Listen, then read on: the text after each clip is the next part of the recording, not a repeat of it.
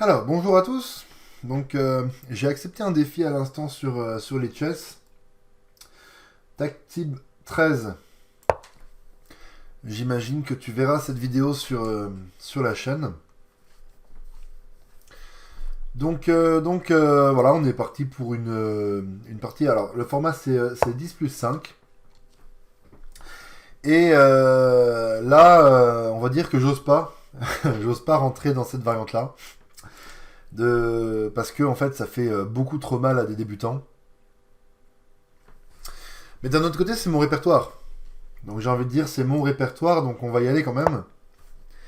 Et si Tactib 13, tu sais pas répondre à ça, il faudra absolument que tu apprennes comment répondre à ça, parce que ça fait partie vraiment des choses les plus importantes à savoir quand tu développes tes deux cavaliers en premier. Ce qui est très bien hein, d'ailleurs. C'est jouer très très haut niveau. Donc si tu sais pas comment faire face à un cavalier G5, il faut l'apprendre par cœur. Là, il n'y a vraiment pas le choix. C'est même peut-être, j'ai envie de dire, la seule chose qu'il faut apprendre par cœur quand on joue à ce niveau-là, environ 1000 Elo. La seule chose qu'il faut apprendre par cœur, c'est ça. Parce que le reste, en fait, si on a les bases, c'est facile. On développe les cavaliers, puis les fous. Mais ça, il faut l'apprendre par cœur, parce que ici, directement, je vais venir sacrifier mon cavalier. Il va reprendre du roi, pas le choix. Et sur échec, je vais menacer deux fois le cavale. Donc je vais récupérer son cavalier en fait. Donc je vais sacrifier le mien, mais je vais récupérer le sien. A noter que le seul coup qui tenait pour lui, c'était de venir coller son roi au cavalier. Mais auquel cas, en fait, j'ai cavalier ici. Il peut pas prendre parce qu'il y a le roi derrière. Et en fait, il va avoir du mal à tenir la pression au centre. Donc ici, je récupère le cavalier. Du coup, j'ai un pion de plus. Moi, je vais roquer.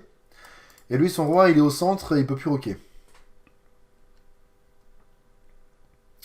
À noter que là, j'ai mat en 2, a priori.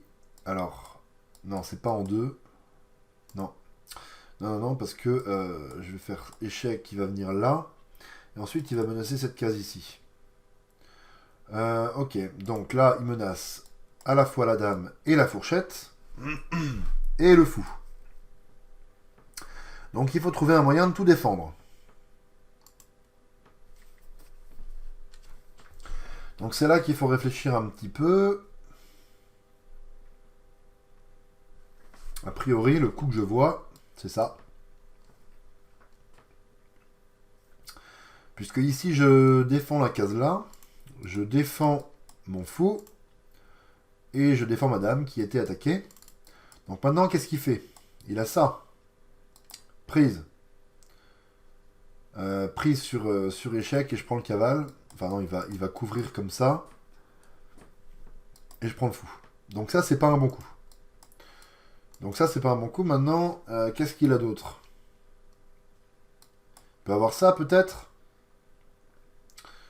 J'ai envie de dire pareil, je prends. Alors, qu'est-ce qu'il a d'autre? Son fou noir est bloqué, donc en fait, on calcule même pas. Ok. C'est le coup qui me semble le plus safe.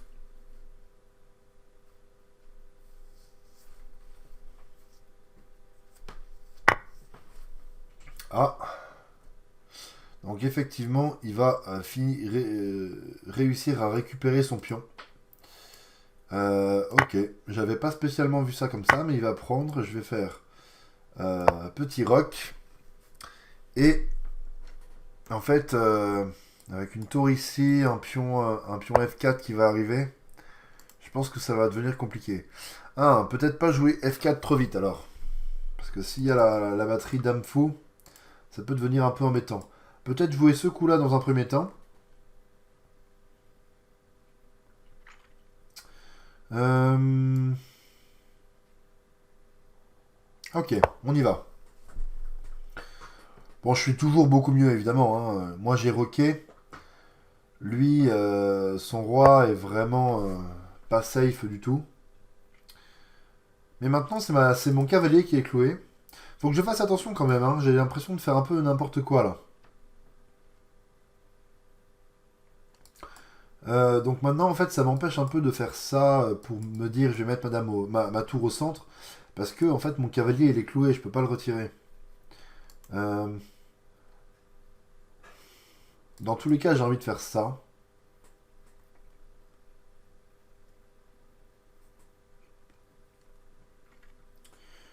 Ouais, dans tous les cas, j'ai envie de faire ça.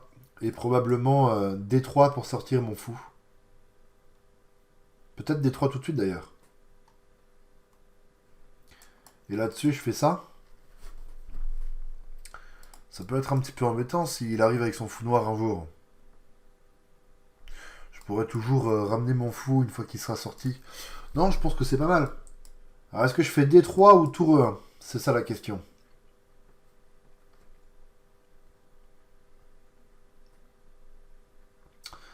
Alors, D3 ou tour E1? Peut-être que tour E1, je menacerais tout simplement D4. Avec le pion cloué. Je récupère le pion au centre, j'ai un pion passé. On va commencer par tour 1. Et là-dessus, je fais ça, je pense.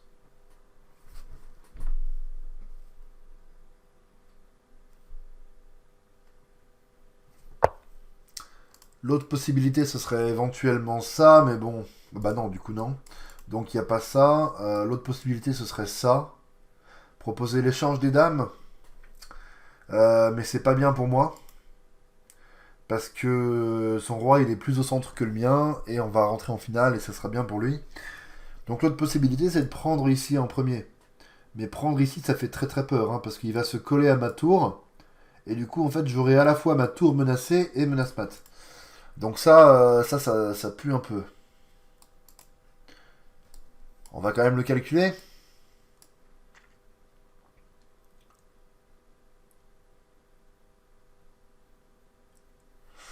Je vois rien de particulier, donc on va juste jouer F3, hein, tranquillement. Donc là, j'ai l'impression que lui va vouloir maintenant jouer sur cette diagonale qui est affaiblie. Mais son fou, comme il est un peu enfermé ici, j'en ai pas trop peur pour le moment. Le mien aussi est enfermé, mais dès qu'il va sortir le sien, je vais sortir le mien. Donc les diagonales noires, je vais les couvrir. Oula. Donc j'ai pas spécialement peur. Et là, son roi, du coup, à cause de l'ouverture, bah, son roi, il se retrouve assez mal, hein.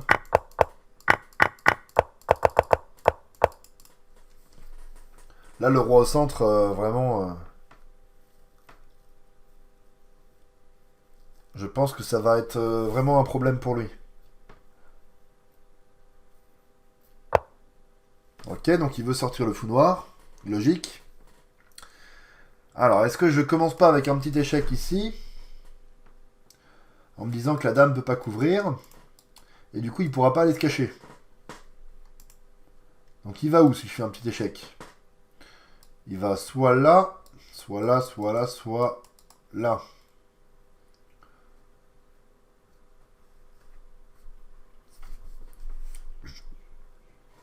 Peut-être que échec, et en fait, ensuite, sauf s'il vient là, je peux récupérer le pion. Ça me paraît un peu... non, ça me paraît un peu opportuniste. Sachant que j'ai une pièce qui n'est pas développée. Ouais, c'est pas si évident. Bon, échec, ça me semble quand même être un bon coup, parce que dans tous les cas, ça décloue la dame. On va le jouer. J'ai pas très peur du temps, parce qu'il y a un rajout de 5 secondes par coup, donc... là, le temps ne posera pas problème, de toute façon. Donc là, en fait, mon échec, c'est vraiment pour lui dire qu'il va pas se cacher, en fait. Parce que s'il se cache, il arrivera à sortir sa tour d'une manière ou d'une autre, j'en sais rien. Et en fait, son roi sera à l'abri. Alors que là, vous voyez, hein, il n'est pas du tout à l'abri, son roi.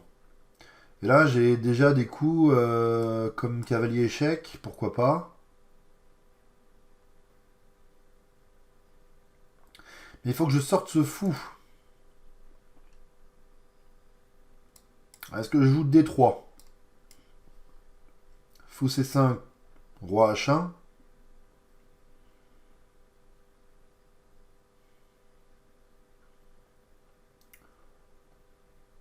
Et je menace ça. Pour lui enlever la paire de fous. Ah, je menace aussi peut-être de faire D4 parce que pion prend. Ah bah non. N'importe quoi, moi. Ok, D3. Ok, D3.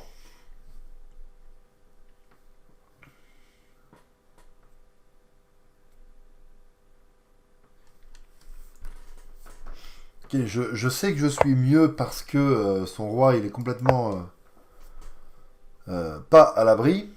Mais encore faut-il réussir à concrétiser.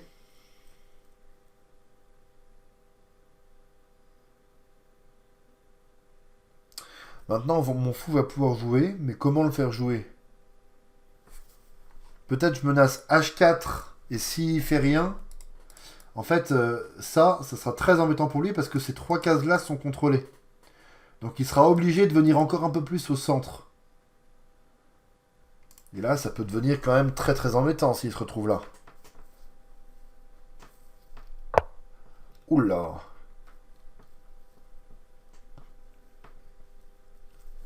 Alors, qu'est-ce que c'est que ça? Là, le premier coup que j'ai envie de regarder, c'est Dame F7. Dame F7.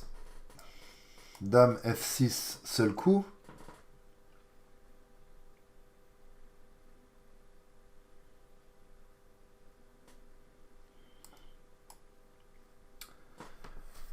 Dame H5.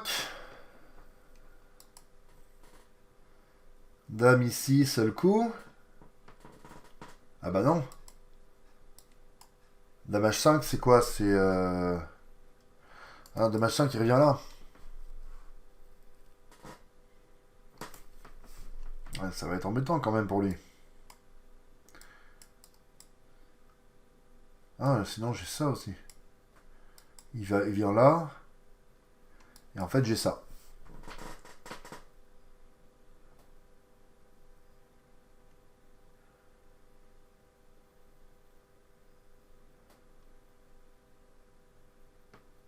Ah non, j'ai pas spécialement ça en fait. Hein. Bon, dans tous les cas, il faut le jouer, je pense. La question, c'est est-ce que je viens là ou là après? Une fois qu'il aura joué ça. Là-dessus...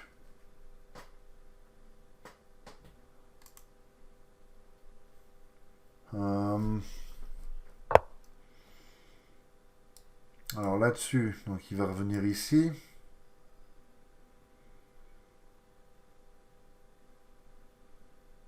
Est-ce que j'ai pas ça?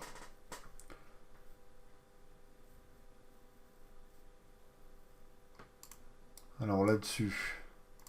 Ou alors je prends un pion. Hein. Je me dis j'ai gagné un pion. Je pense que je vais même faire ça.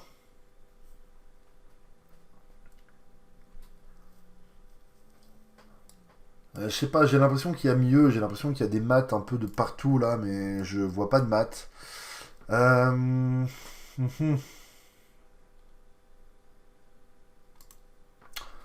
Donc là-dessus, on a dit seul coup de revenir ici.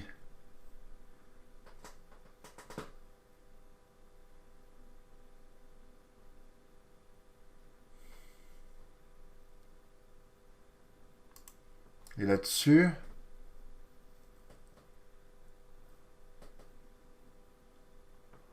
Ok, je vais prendre le pion. Tranquillement. Alors, j'ai eu un petit souci pendant la partie avec mon micro. Du coup, en fait, bah, j'ai pas pu commenter toute la partie. Donc, on va revenir rapidement sur la partie du coup. Euh, donc, le début de la partie, c'était justement la Fried Liver Attack. Ici, il fallait absolument jouer ça. Ici, je m'en sors, voilà. Alors, j'imagine qu'il y avait un meilleur coup, du coup, ouais, voilà, ça c'est bien meilleur. Ok. Donc, tout ça, c'est ce qu'on a vu pendant la partie.